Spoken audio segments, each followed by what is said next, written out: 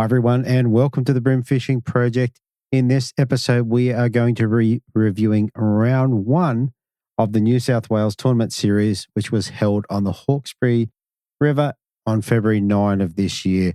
It's a cracking episode, extra special finish to it with what the winners did. So I appreciate that, and you'll understand that when you hear it. Been a crazy week. I'm going to roll the intros and tell you all about it. Here we go. Welcome to the Bream Fishing Project. This is where you need to be every Tuesday to find out all the latest tips and tricks to help you target bream on lures. You'll get to hear from some of Australia's elite bream competition anglers and see how they were able to achieve their results in competitions around the country. Now, here's your host, the 2019 Hobie Kayak Fishing World Champion, Andrew Deeth.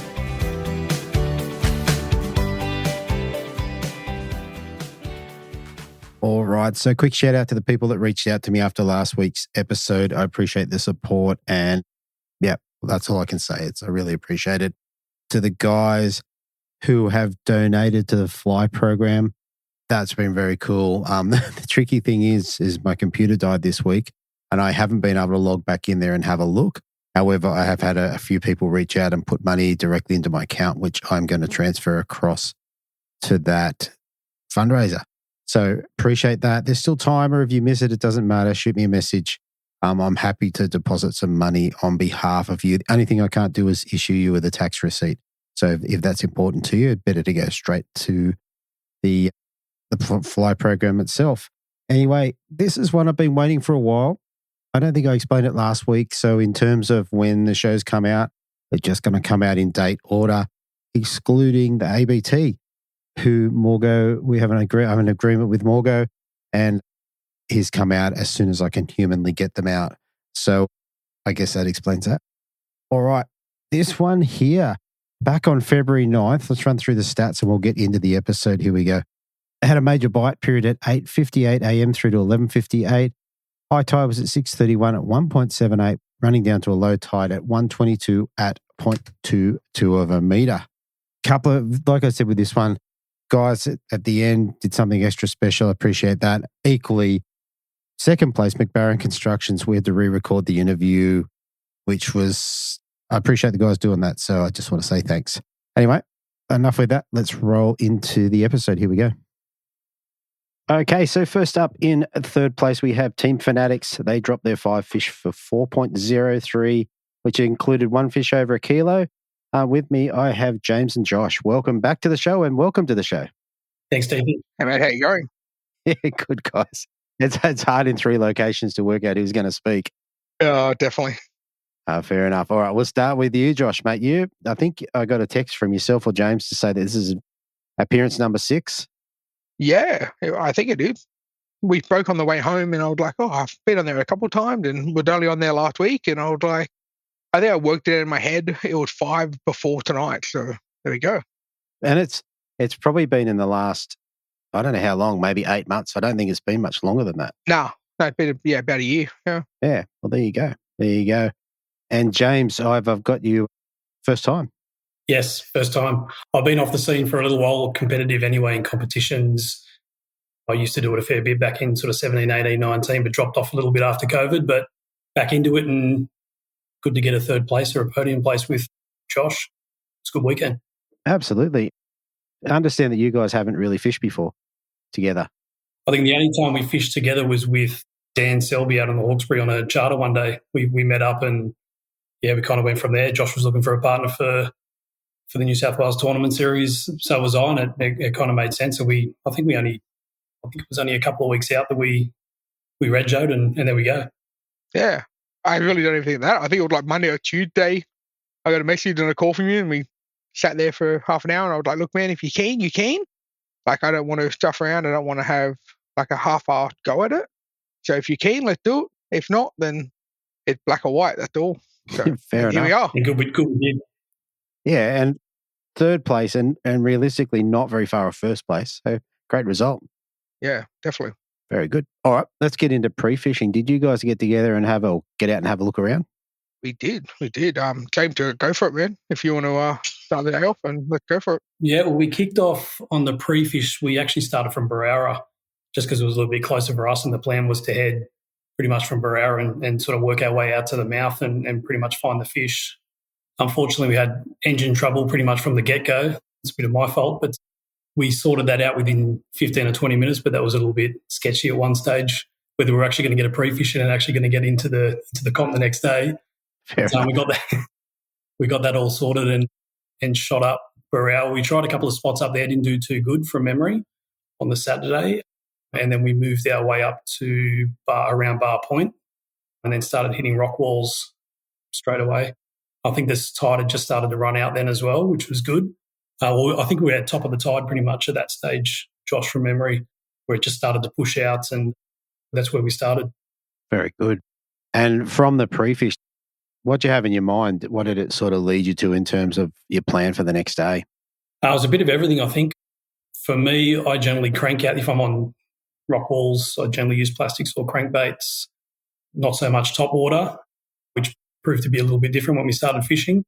So yeah, we started that. I think I was on crankbaits and plastics and cranker crabs. And then Josh started straight up. You straight on the cicadas, Josh? You can probably... Yeah, straight on the cicada, man. Yeah. With the amount that's been around, everyone knows how many cicadas have been around and that time of the year, I guess. That year for it, really, because they've been around for a while. So Definitely. We had a bit of hot weather in the last couple of weeks. So, yeah, it seems to have got them going again. Yeah, well, I think, funny enough, out my way, they've turned down for the last 3 or 4 weeks. In that heat, they haven't been around. Because I've noticed throughout the day, they've been like a bit quiet. So I was a little bit worried, but even in the morning, they weren't really there. And then once that sang come out, and it was probably 9 o'clock before they really got going. Okay. Do you have a brand that you're liking at the moment? The only two that I featured, the new Jackal and the soft shell, which is like, yeah, just pretty standard. Both gold. And just before we get into the comp fishing, how are you finding the Jackal, the size, and I think it is? Yeah, I really love them. They're really good. The terminal tackle, like, horrendous, but the lure itself is really good. Yeah, like, especially for bream, like the treble do not last. You get one fish on them, you bend them, and they're not great. I've had 2 split rings open up already. Okay. But like pulling hard on them as well. But you would think for, like $30, $32 or something, that'd be okay, but maybe not. Yeah. And split rings opening up is a bit of a concern. Like usually, I can't tell you the last time I opened a split ring up. Yeah, well, I had one over Christmas down at the basin open up on a fish. Yeah. And then I had one in my pants on the weekend that like wedged itself in my pants, and I like tried to pull it out. And instead of like bending even the hook, the split ring gave way before the hook did. Wow. So I was like, okay. Which is not normal from Jackal either, really, when you buy their gear. But No. But the good thing for the lure that I've found is that it casts really well and it seems to swim pretty much every go. Yep. And it sits upright. It's really, you can't fault it. Like you really can't. I have one that I've caught probably 100 bass on. Wow. And probably 40 or 50 bream now on. And the back soft plastic or whatever you want to call it, it's at the point where it doesn't really stay on. Like you get a hit and it'll pop off. Right. But after that many fish, what do you do? Like, yeah, it got holes in the wing from bream and that, and like all the wings are all beaten up. So, how good's that? That's fantastic. I think hated you.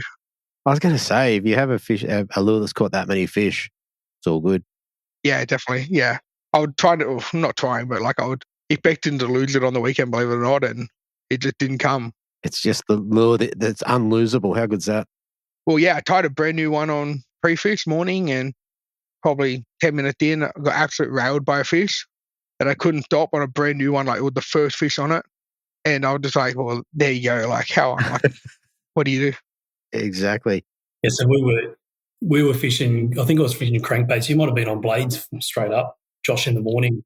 And I think once those cicadas started to sing, Josh pulled out the Jackal straight away, started having a couple of casts. I think it was second cast, got railed by the first one. Yeah. Second one you picked up was a 45, I think it was 45 tip. Yeah, 45 tipper. I watched it sit underneath it and follow it out, like just twitching on the surface and letting it pull till probably 5 meters off the bank. Wow. Yeah, finally just ate it.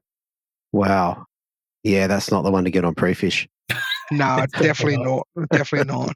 But they were there. Like, we knew they were there, and it's just a matter of, like, coming through it. And mind you, we were fishing dirty water from another boat that was probably 50, 60, 70 meters in front of us. Wow. That whole bank, yeah. Wow. And still catching fish behind them. So, crazy. They were definitely tuned into the cicadas that day. So I continued with crankbaits, cranker crabs. I think I was throwing a plastic for a little bit as well, but it was just continuous hits on cicadas, and they were just sitting right on those edges. I think if Josh had cast in, even though they'd follow it out, if it wasn't sort of 10 mil off that bank, they generally wouldn't follow it out. Yeah, it was gave us a bit of a given the insight of what it was going to be like then on the comp day. So yeah, fair enough. All right, let's roll into comp day. Tell us about your day. Tell us how you got started and how the fish came in. Comp day, we planned to hit the car park. 8 out of 10 people would on the way through. Mm-hmm. But with being a high tide, we were like, we only have so much tide to play with. So we hit that, put one drift in. I was lucky enough to pick up one legal fish off it. And I was like, okay, like you might as well. Start. Yeah, to start. It would, not big. I think it was like a 490 or something, 500 grammer. Yeah, okay. But it would start and I was happy with that. And then we went back up to the same wall we started on up at Bar Point. Yeah, up at Bar Point. So, yeah, cool. And then we just sat on that and drift that whole bank. Yep. And I would just I'm throwing cicadas until 10 o'clock, 10 o'clock. And that was just the plan. Okay. There was nothing other than that. And yeah, end up winging our way through a bag pretty well, all on cicadas. It was good. Yeah, okay. Yeah, I ended up once Josh got onto a couple on cicadas, I pretty much threw on a soft shell, Tiemco soft shell, because I wanted to get into the action as well. We knew if we could get 5, bag of 5, and say we got them all on cicadas for the comp, that's a pretty good comp day. Yeah. 100%. Yeah. And have you got the new soft shell or the old one? I've got the originals, yeah, with stingers on the back. Stingers on the back. Okay. Yeah, which interestingly, Josh, I think, pinned a couple of, what were they, probably 700 grammers, Josh, when we were up on that wall. I threw in with a soft shell cicada. I think I pulled out a 26 tipper, unfortunately. So I was trying to get on the big fish action, and it didn't work for me. So you got the little fish action. It's all right. Exactly, yeah. Yeah. But after that first wall, I think we ended up leaving there with like a 500 grammer, 2 700s, but the 26 tipper, which we didn't even weigh. And we had another one in there as well. So we had a bag of 3 okay fish. Yeah. And then I think they were 2 smaller fish. So, but it was a good start to the day. I was going to say, yeah, getting the bag is always, it doesn't matter what comp you're in, is always a good feeling. It gives you the flexibility to go and chase a bigger fish. Definitely. Yeah. And that's legit what we went and did. Yeah, right. Yeah. I think that was roughly a 300 or 400 metre bank that we hit first. I think that took us, it was probably the first hour. We then went back knowing that it would probably be replenished from where we started. Gave it another hit. I think we picked up a couple of smaller fish. The tide started to run quite quickly on that bank once we got there. So we decided to make a move from there out the front. Yeah, okay. And did it play out the same way the whole day where you had to get your cast super tight to the wall to get the hit? Yeah, all day. No matter where we fished, I feel like the fish were on the bank. Yeah. We had a couple that would come out and follow it out. Yeah. And that both we crankbait and because later on we get a lot of fish on crankbait as well. With the cicada and the crankbait, if they weren't on the rock, behind a rock, or within a foot off the bank, then you weren't really in with anything. Yeah. It's almost to the point where if you were 30 mil off, 300 mil off the bank, you'd pull it back in and have another cast. Try and get a better shot. Yeah. Yeah. And sometimes you'd get the fish, there were a couple I had the fish, or even you, James, you had one you didn't even have to wind. You just netted the fish. That's how close it hit to the boat. Yes, they actually followed all the way out, yeah. Wow. Obviously, it wasn't just sitting there in, a meter of water underneath the boat. It followed it the whole way out. Yeah, crazy. All right, and how'd you go for upgrades? You had your bag. Was it okay bag? Did you get big upgrades, or what happened there? So I think we're probably around about that 2.5 kilo, I reckon, just off that bank. Would that be about right, Josh? I think we're about, for 5 fish, maybe a little bit heavier. So we then moved out sort of more out towards Juno Point, that sort of out of the mouth of the Hawkesbury, and hit a couple of walls out there that we know. From memory, we picked up a couple of upgrades there too, Josh, only small upgrades. Yeah, I think the two smaller fish got upgraded to like 500-600 gram or something like that. So we had a pretty average, same kind of fish bag, which was good. Yeah. And we started to change over at that point. Surface bite was dropping off slightly, back over to crankbaits as well. So I was throwing a jackal chubby and brown suji for most of the day after that. I think you were going between a couple of cranks too, Josh. They might have been dyed with spikes from memory. Yeah. Yeah, like the red berry spike, I think it was, or whatever it is, like the red one in the ESDR, and a goat gill in a deep from Prolore. Okay. Yeah, just something a bit different. Bit of contrast, like a dark and a light lure kind of deal. Yeah, definitely. I'm going to look the red berry up because I'm not familiar with that. Yeah. And once you swapped over, how'd you go for fish? Did they keep flowing throughout the day, or was slow down? How'd that look? They did. It did slow down slightly for a couple of hours. I think that was probably between 10 a.m. and let's say sort of 11 a.m.-ish. It slowed off slightly. And they were probably middle of the tide, I would say, or come to the end of the tide, the drop-off tide. I remember swapping over to crankbaits. Again, you needed to be tight to the bank. And from memory, I know when Josh was throwing them in, he was schooling me a little bit for a while there. I think there was pretty much none of my fish in the bag at one stage, and Josh had all 5 of them because we basically upgraded everything that I had in the bag. But the difference that Josh was doing, he was hitting them in tight. He'd have a bombies in front of that or weed beds or whatever it might be. He was actually throwing straight over the top, bringing it through the weed, and those bream were actually sitting on the back end of those rocks or at the back end of those weed, or the weeds, basically just taking out those lures as they were coming through. So that was the difference on the day too.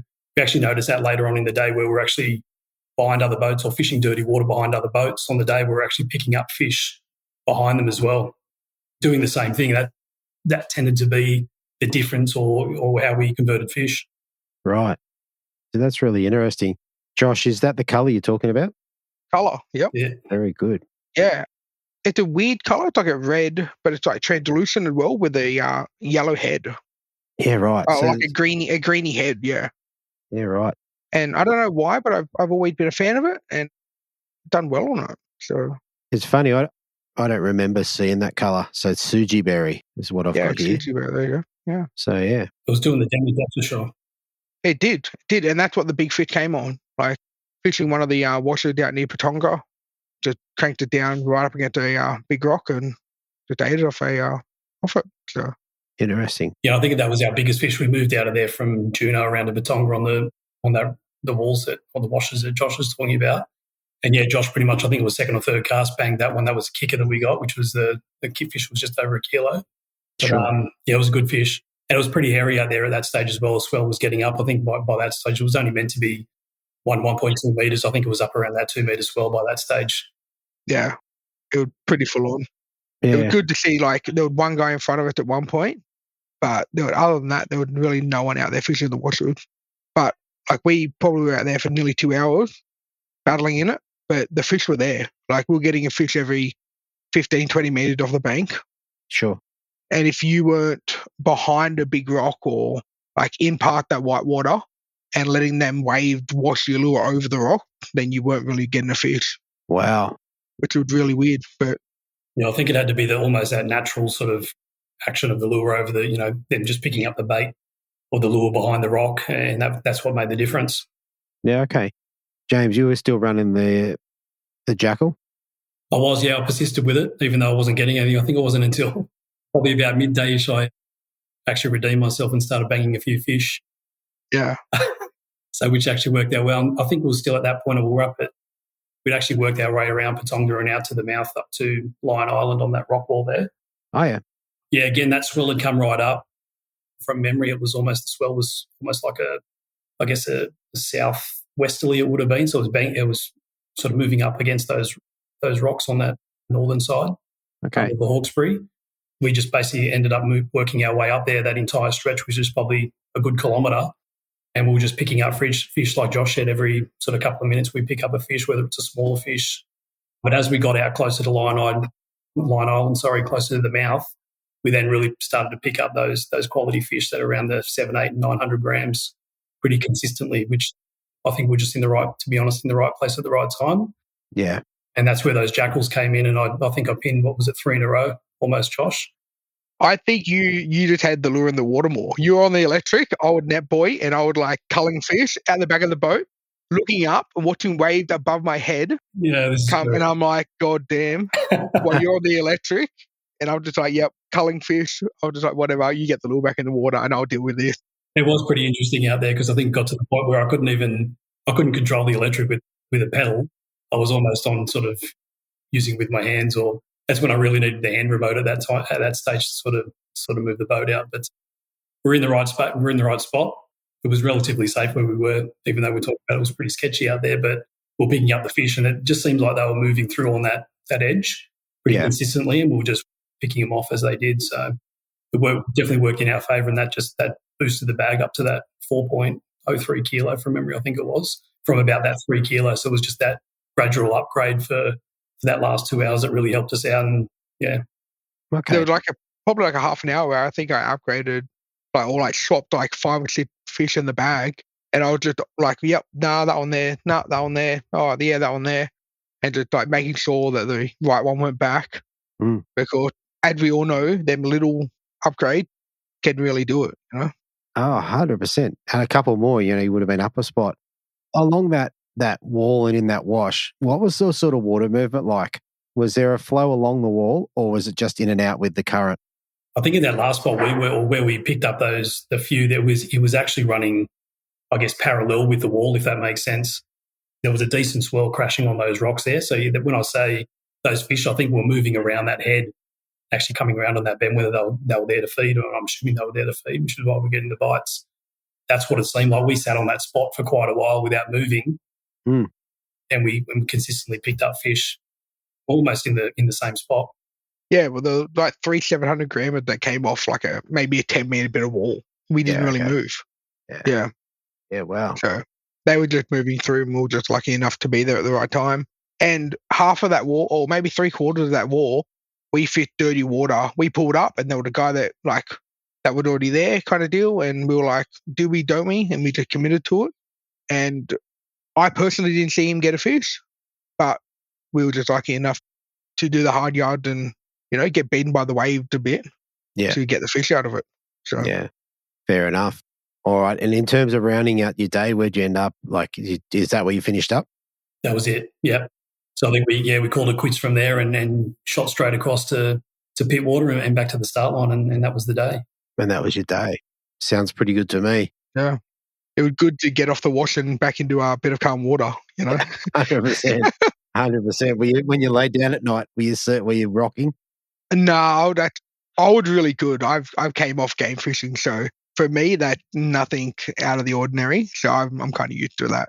It took me an extra 10 minutes to get out of bed on the Monday morning, I think, just to give the legs a stretch. Yeah, I got to admit, the ribs were a bit sore after you try and juggle it. Oh, there you go. One last thing is in those wash situations, what sort of leaders were you running? Oh, this is a funny one. Yeah, you go, James, first. Yeah, so I was running 4 pound in there. I was on the 6 and actually busted off a leader on the 6 pound I had on the crankbait rod and just went to the other one they had, which had 4 on it. So I was just running 4 pound, but I was surprised, and we were talking about it when we were fishing on the day as well. We didn't lose too many fish on the Sunday. I think we were lucky enough that most of the fish, they wouldn't run you back into the rocks. They would actually run straight out into the deeper water. So I think we were pretty lucky in that instance. But yeah, I was running the 4. I think Josh, you were running probably 6 from memory. I think it was, wasn't it?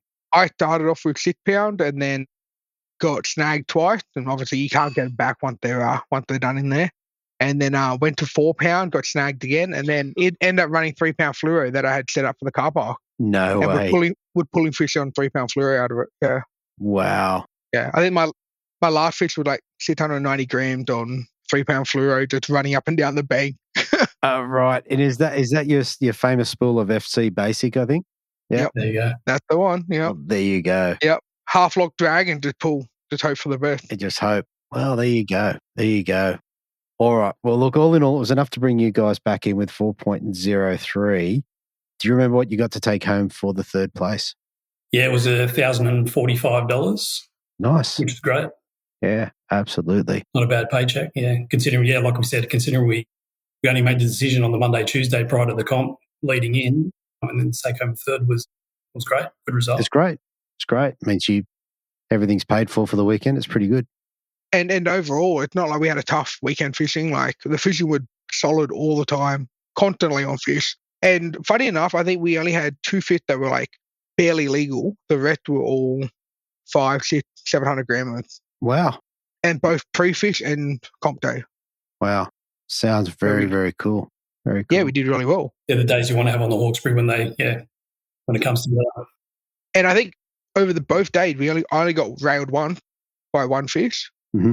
So, and I don't think you got done at all, James. So no, only when I netted the lure instead of the fish, and yeah. I've got that caught up and that fish disappeared. But I was adamant that was smaller than the small fish we had in the bag. So it was a downgrade. Yeah, fair enough. Yeah, hope so. I like that the only fish that railed you was the one with the brand new lure. Yeah, brand new lure. It was whatever it is, 5 minutes old. You know? And I even comp day, I fit my black one that was old and set filled in the belly to hold it together for a bit of suction and still caught fish on it. Still didn't get railed. Yeah. And again, the whole time only fishing 6 pound, nothing heavier. Yeah. But 6 pound lock drag and just pull, hope for the best, and they all came out. Yeah, which is pretty good going. Yeah, definitely. All right. Listen, guys, that's a great rundown of things. Before we shoot off, is there anyone you want to give a shout out to or say thank you to? I just want to say thanks to New South Wales Tournament Series, Grant and the crew there. It was it was a really well run comp. We had a great day. Yeah, it was really good, and just all the guys that competed got a podium on the day. Congrats to them. Yeah, and thanks for Josh for jumping on last minute with me. Yeah, it worked out well, and hopefully we continue the form over the next few comps. Yeah, definitely. You can't say anything better than that. It was good. Very good. Very good. All right, guys. Well, congratulations. Third in the inaugural round. Pretty good going. So thanks for coming on, and we'll talk to you both again soon. No worries. Thanks for that. Cheers, Andrew. All right. So coming in second place, we have McBarron Constructions. They dropped their 5 fish for 4.15 kilos, which included a kegger of 1.17, which gave them the fishing.com.au kegger for cash. With me, I have Jared and Brenton. Welcome to the show, guys. Thanks for having us. Yeah, thanks for having us, mate. Mate, it's been a while getting this one together. We had a very big false start, and we'll see how we go with this one, eh? Yeah, we'll see how it goes. All right. Let's dial it back to pre-fish time. Did you get it up there to have a bit of a chance to have a look around? Yeah, I got up 2 or 3 weeks before. I think it was a long weekend. Okay. It was crazy up there with boat traffic. Oh, yeah. So I ran up the top of Cowan and had a look. I'd seen a few people getting fish up there, and it was stinking hot. The water was still hot. Got up there and ended up just throwing cicadas for a bit and got a few fish, probably half a dozen for the day, nothing crazy. Sort of seen enough that I'm going to go up there and do it again. Came back down and tried fishing the main channel, but just with the boat traffic, the swell was ridiculous with all those big cruisers coming through. Yeah, especially long weekend. It's going to be mental. Yeah, probably not the best choice, but we both don't get to fish that often. So I had a spare day being a long weekend and just had to make the run. Just did a day trip from down Wollongong, travelled up and got a couple, but nothing crazy. Fair enough. All right. Leading into comp day, let's get straight into it. Tell us about how you started. We sort of made a plan on the way up just to go up Cowan again. We had nothing. The last time we fished it would have been probably a winter bite in East Coast the year before. I can't even remember the last time I fished prior to that comp, to be honest. Yeah, I think the last time we would have fished together would have been the grand final from the year before. So the year before. Sort of fishing these comps gives us a chance to fish together. And yeah, we decided to run up Cowan. I put it in maps. It was about 35k from the start line because we started Pittwater. Thought we got the boat, may as well just do it. And there was no boat traffic up there at all. Okay. I was shocked. There was probably only half a dozen guys from the comp that came up. Yeah. So, I mean, we went right up the top to Apple Tree. Oh, yeah. I've never really fished up there much, but gave it a crack up there. First cast it out on a cicada and got a nice hit and popped the main line. Oh.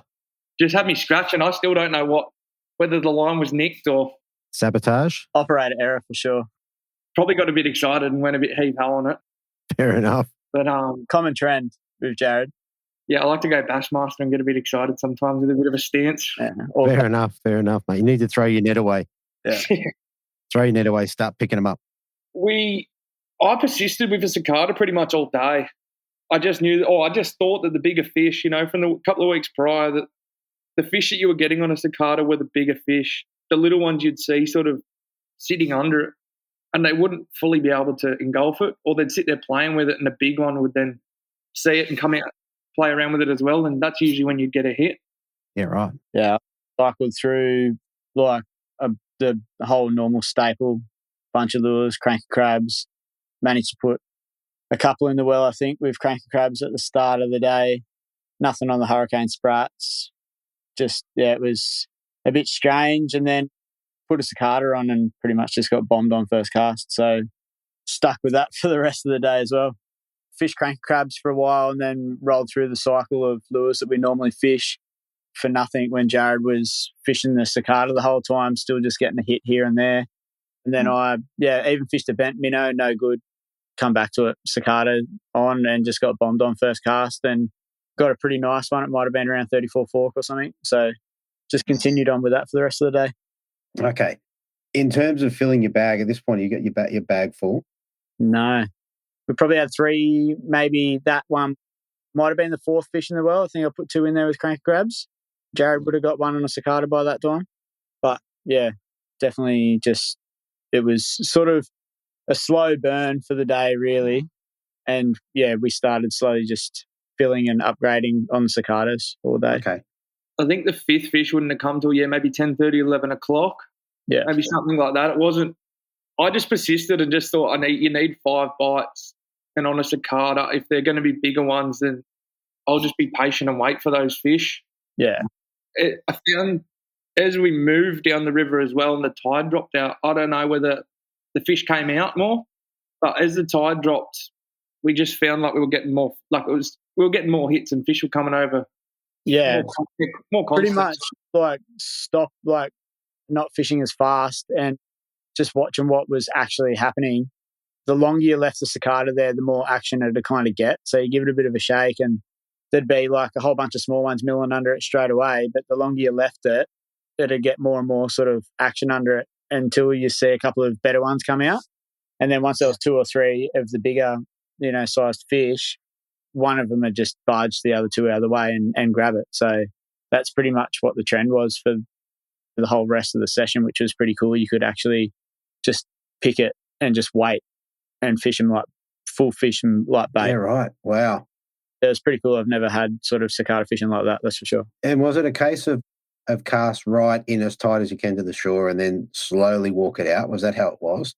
Yeah, that sort of tended to be the best way to keep it in the right area for as long as possible, to give the bigger ones a chance to come out. Like they weren't sort of charging out first cab off the rank. They were definitely, they'd get more excited the more action was floating around. Yeah, and I'm not sure if you said what cicadas you guys throwing? Yeah, I only own TMCO. I haven't even bought another cicada besides the TMCO. Yeah, I think I had 1 left in my box from bass fishing ages and ages ago. It was the worst colour, white and black, tackle box mould on it. I don't know, it was gross, but it worked. So right. Oh, there you go. All right. Tell us about the rest of your day and tell us about the kilo one that one of you guys landed. Yeah, that's one of those fish that just wasn't meant to get away. Yeah, right. Poor thing. Yeah. I sort of found out casting in like dark cracks, like the water was that clear that when you're sitting in 4 or 5 meters and you could see the bottom, you could easily see where all the cracks were and you could see where the ledges were and stuff like that.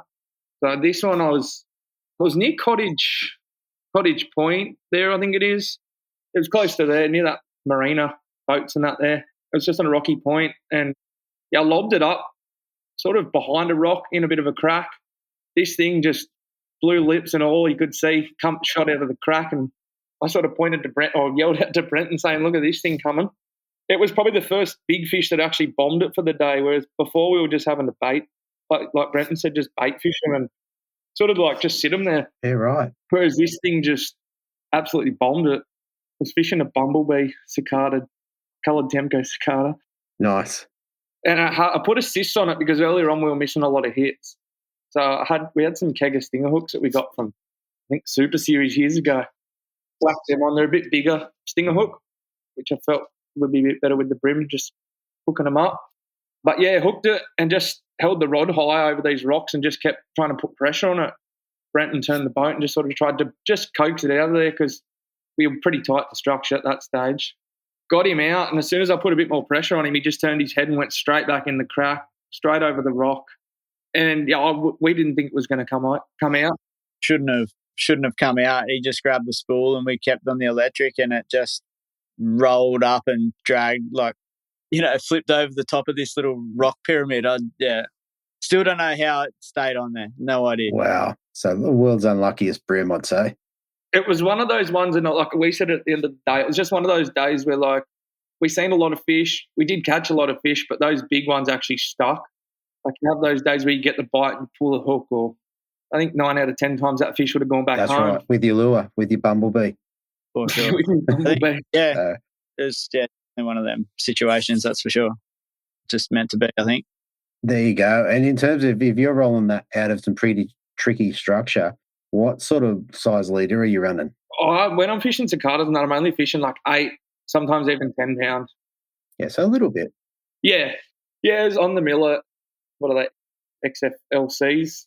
So they're not a really stiff rod. They've still got some give in them. Yeah, I like them. But I feel like with surface, you can fish whatever leader you want. If you can keep it clear. Yeah, well, that's true. If it's going into the world's biggest crack, then you got a problem. Well, that's true as well, yeah. Oh, there you go. Just got lucky. Yeah, that's very good. That's very good. And add you a $50 voucher? I can't remember what it is, but a voucher nonetheless. $50 voucher. Actually, I still haven't spent it yet. I got me a little email the other week, so I do need to get onto that. Yeah, definitely. Don't have a comp for a little bit, so that'll probably be the next time we'll end up fishing again. So. Yeah, I mean, that is a good thing about comps. At least you do get a chance to get out with your mates and have a fish, and it's scheduled and it typically happens. So, yeah, that's the easiest way. It just makes it easy to plan it. Exactly. All right. In terms of the fishing, was there anything else there that we should cover off on? Oh, not really from that. Like, we definitely learned a lot about cicadas that day and being patient. It was honest. The more you twitched it, the more you spooked them, really. Yeah, right. Yeah. I learned that catching bass on cicadas is a lot easier to hook them than it is. Yeah, a bit of a different take. Yeah, but having said that, a good lesson in slow fishing, and especially if you manage to work out a pattern to potentially catch bigger fish on that particular day. Yeah, definitely trying to look past the lure and what's actually happening. Like, if you can see the fish, really try and pay attention to what they're doing or what they wanted, or they wanted you just to do nothing. Yeah, wow, that's very cool. And what I would say about that big one is it is one of the best things when sometimes all you can see is 2 blue lips coming at you. Actually can't see much else. I reckon that's pretty cool. Yeah, I got the stance ready for it. Yeah, right. The Bassmaster stance is like he's copping it. Oh, I got ready. He has that down pat and he normally just snaps them off. Nice. You're Bassmaster of brim on a blade, that bloke. Fair enough. All right, guys. I reckon that's a pretty good rundown and a cool story. Do you remember, because it's a while ago now when we were recording this, what did you get to take home? Jared's the man of the money. Could it have been 1742? Yeah, that was it. I knew it was a weird number. I wasn't going to pick that off the top of my head. I've got it written for the listeners. We actually had a crack at recording this, and it was a technical fail. So second time round. So all right. And what else you get? You got the kegger for cash. Did you? That would have been it, I'd imagine. Plus maybe a trophy or a plaque or something. Just a check for this one. Yeah, the winner's got a nice check. Something to strive for next time, because the check in the garage is definitely a nice touch. Absolutely. All right. Well, look, last thing before we shoot off, is there anyone or any companies or whatever you want to give a shout out to or say thank you to? What, your own company? Yeah, just like to thank McBarron Construction. Making sure the boat's running every time, well polished. Servicing the motor. Very good, guys. Very good. All right. Well, look, hey, thanks for coming back and doing this again. I appreciate it. yeah, hopefully we get to have a chat in the coming up events. Definitely. Doing this interview so far after the event definitely makes it hard. So we'll try and do it. We'll try and get it right the first time next time. Exactly. We'll blame technology. All right, guys, thanks again, and I'll talk to you next time. Thank you. No worries. Thanks, mate. All right, so up next in first place, we have Team Bait Shop, Tukely Force Lures. They dropped their 5 fish for 4.55 kilos to take the win, which included a big brim, or the big brim for the comp of 1.25. I have with me Jake and Adam Amos. Welcome to the show, guys. Hey, thanks for having us, Seethy. Thanks for bringing us on, mate. It's always good to talk to a world champ. It's always good to talk to winners. How good is that? Well, there's a couple of things we need to discuss before we get down to business. So first of all, Adam, as a boater, you're 2 from 2 as far as I understand it. Yeah, you could call it I'm on a tear, but yeah, I won't get too far ahead of myself. It's pretty good going. And I found out something that I did not know. I have Australia's only fully sponsored angler with me in Jake. So I'll leave that to you guys to explain what that means. Yeah, between the two of us, we got a bit of banter as we do as father and son, and we've worked out that Jake's more than likely a 100% sponsored angler, as in he doesn't own a rod, he doesn't own a reel, he's got no lures that I'm aware of, he doesn't own a life jacket, uses my net, my boat, uses a trailer, drives a boat off, but okay, yeah, he's pretty much got it all sewn up in that department. Very good. So as a champion angler, we might be looking for sponsors, I think. Someone to just throw Jake a lifeline so he can have something of his own. Sweet. Very good. All right. Well, look, as I've said before, if you listen to the show, like I do love the father-son teams. I think there's nothing better than getting out in the water, father-son, father-daughter, son-mother, whatever it is. I think it's a great setup. So congratulations to you both. All right. Let's get down to business. Tell us about pre-fishing or leading up to the comp. What did you do to get ready? Yeah, well, being a shift worker, I was lucky enough to get down there through the week, so I got away from a bit of the holiday crowds. Mostly put in at Brooklyn and just tried to pigeonhole one sort of section. Being the Hawkesbury, a massive system, and I've been guilty in the past of just running and gunning and not knowing the place. So I thought, I'll just pick one, I'll dial it in, and the one that I know the best. So, yeah, probably, I don't know, maybe 4, because Jake's not always available due to other commitments. I took him down just prior to the pre-fish ban and, just get his casting arm going and everything, because everything for us was up against edges. So it had to be tight, but not too tight.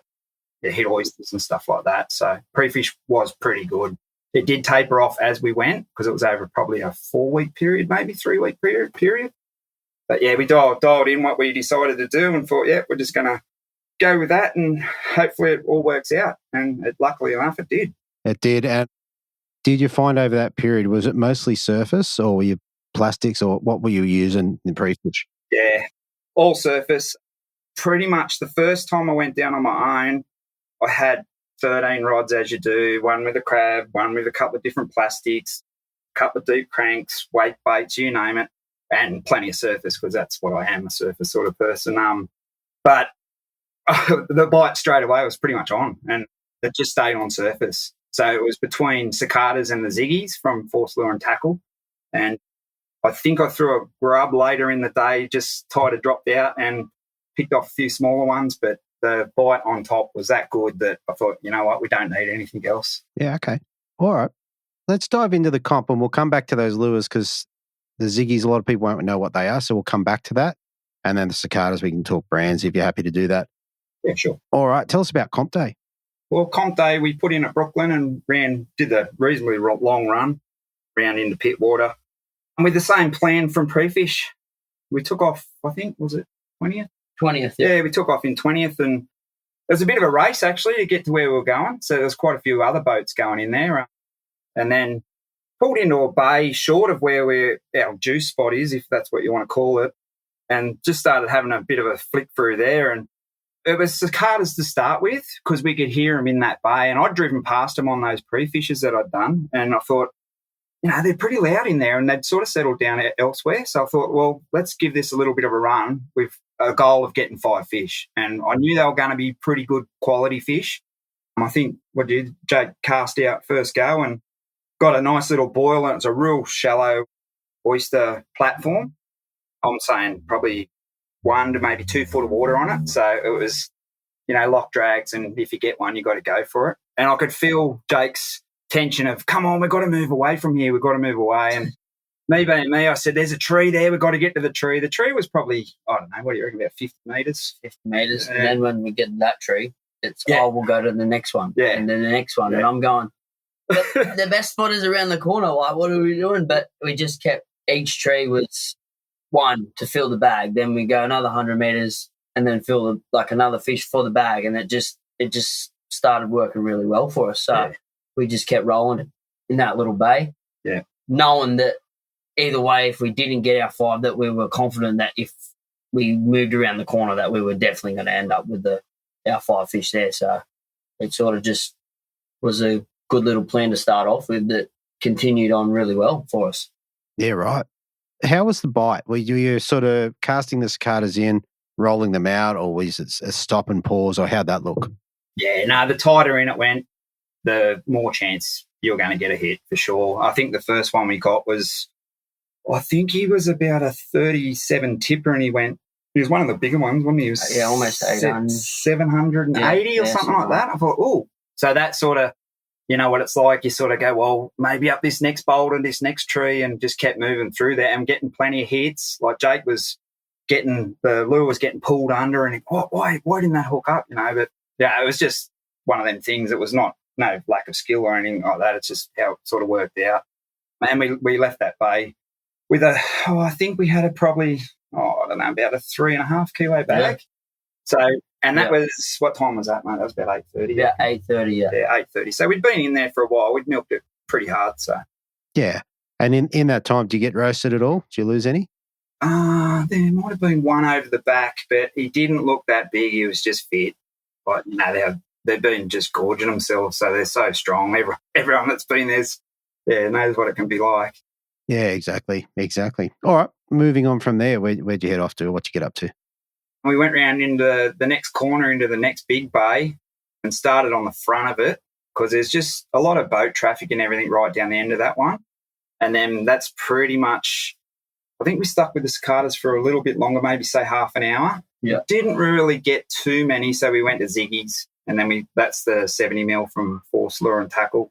And the good thing with those was tight cast, as in we've chipped them and done all sorts of nasties to them by hitting the wall and letting them drop right at their feet, so to speak, and then dragging them off there, and they're coming out. If you find that pack that you get, the 2, 3, maybe even 6 fish, the more the better for the hookup.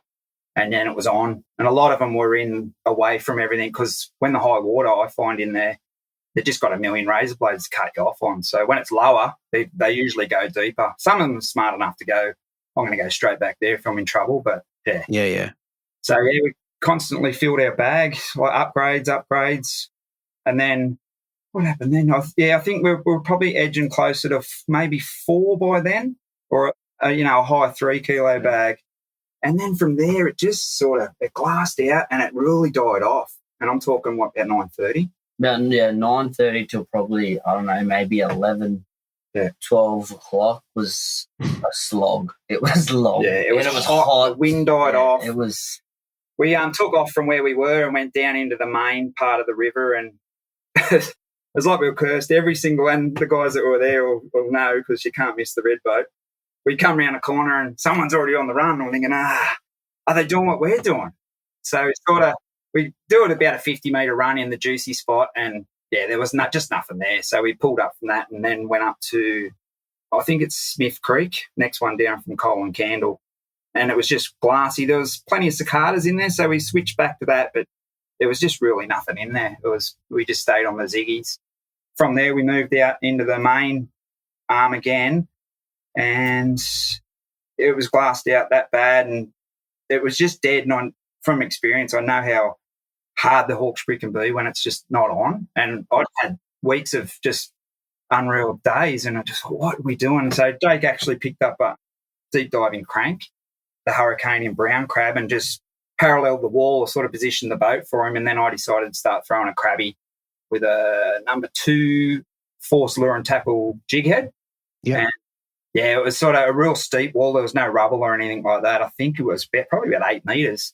Yeah, right. When I got to the bottom, I was almost about to bring it back because we were both laughing to each other, oh, you're going to catch a leather jacket any minute now. And I didn't catch any leatheries, but I lost 5 crabs in 5 casts. And there was no plastic on the hook when I brought it back each time, and he was laughing at me. Okay. And that's when the big one came. He just clunked it, and I thought, flathead straight away, and I thought, mate, I tell you what, if this is a brim, we're going to go right here. And it was almost, that's what I said to Grant. I said, it was almost like dead weight. Like, it didn't really put up much of a fight. It dove to the bottom a few times, but when I got it in, and it was actually choking on it. So it's, yeah. And yeah, we had it weighed at 1.3, something like that, but it came in at 1.25. So she was high fives, and, we did a pretty good upgrade because I think our smallest one might have been 400 and something. So it was good to get him out. Big upgrade. Way up the field.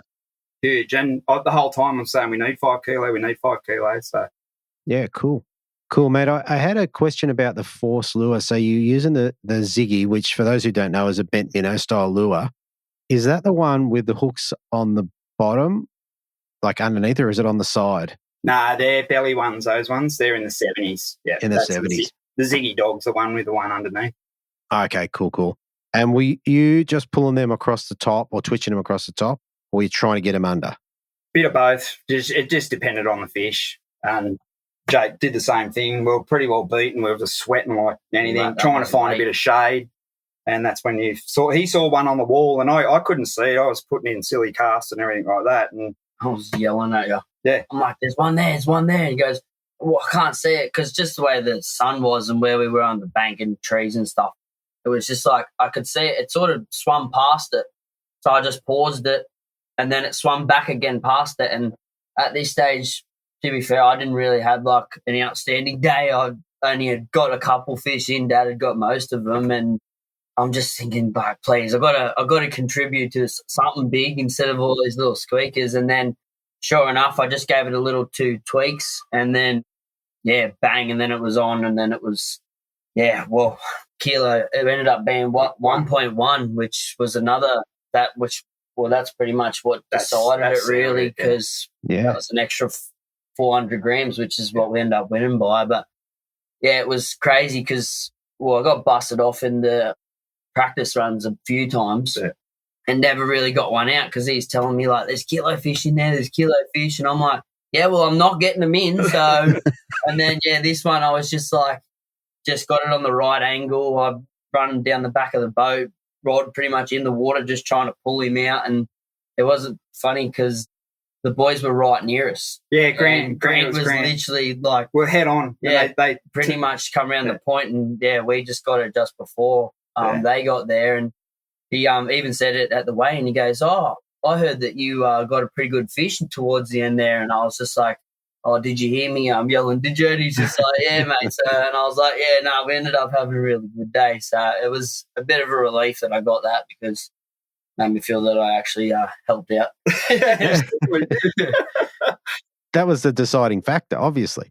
And the funny part of that, long story short, I picked up a Miller Rod Twitch Freak in the medium because I found the lights were way too light for what I was doing, like how they weren't breaking, which they didn't. And Jake, once he'd sorted it out, weighed it and done the cull, he said, "Oh, guess what rod I caught that on?" And I still haven't to this day had caught a fish on it. So he said, "Yeah, that's the medium." I went, "Oh, you're joking." "Oh, well, it's your rod now." Nice. Very good. Well, it sounds like that sort of rounded out your day. Yeah, pretty much. We switched over because we were going over Grant, his partner's water, so we sort of went over to the other side, and we hit a little honey hole there, but we didn't do any upgrade, and there was plenty of fish, pretty hungry too. So because we hadn't seen anyone on that all day, it didn't contribute to anything. Yeah, very good. All right, and one last thing before we move off the fishing, what sort of leaders were you running for the day? Yeah, that was a tricky one leading up because the first day I went out on a pre-fish, I got dusted heaps of times because I used light gear, Lake Mac, Tuggerah Lake sort of thing. So I think I went from 4, which is ridiculous down there, to 6, which is still ridiculous down there for the bite we were getting, to 8, which was as heavy as I had on the boat at the time. I thought, I'm just getting caned here. What's going on? Yeah. So on the day after a few more pre-fishes, I went silly enough and I was talking to Adzi at fishing.com and said, mate, I need some 14. He's going, oh, what are you doing? But what was happening, I was running reasonably short leaders, so because I didn't want to sink the surface lure too much, but then they were just wrapping me and it was cutting the braid. So we settled with 10 and 12 in the Sunline V Hard. Yeah, okay. In the 10 and FC Rock in the 12. Okay, very cool. And that was the goose and hard type for the braid in 10 pound. Okay, yeah, same. I like that as well. Only because I didn't want to strip it off and put, like rope on there, because I didn't think that was necessary. It's reasonably clear water, so. Yeah, and you can cast that stuff a long way, so it's helpful. You can, yeah, that's right, yeah. Very good. All right. So in the end, that was enough to bring you back with 4.55 plus the big brim of 1.25. What did you guys get to take home for that? Well, that was a bit of a surprise, actually. It was $1,135. $3,135. Very nice. Very nice. Just on that, Andrew, Jake and I have both put our heads together and we thought, well, let's round that down for us and throw $135 of it to the fly program because we feel pretty strongly about it. So we'd like to do that, mate. That is awesome. I appreciate that so much. It's a really significant contribution to the little fundraiser we've got going on. So thank you so much, guys. Yeah, it's a good cause and it's pretty close to our heart. And I'm sure a lot of people have been through some pretty tough stuff and fishing's definitely medicine. Yeah. Sure.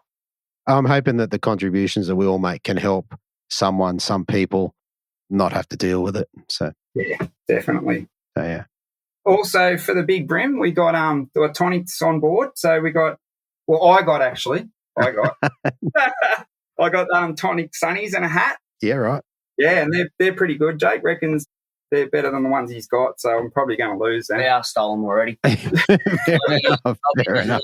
You can keep the hat. Yeah. Well, you only really wear one pair of glasses, don't you, at one time? So that's fair enough. You can take that.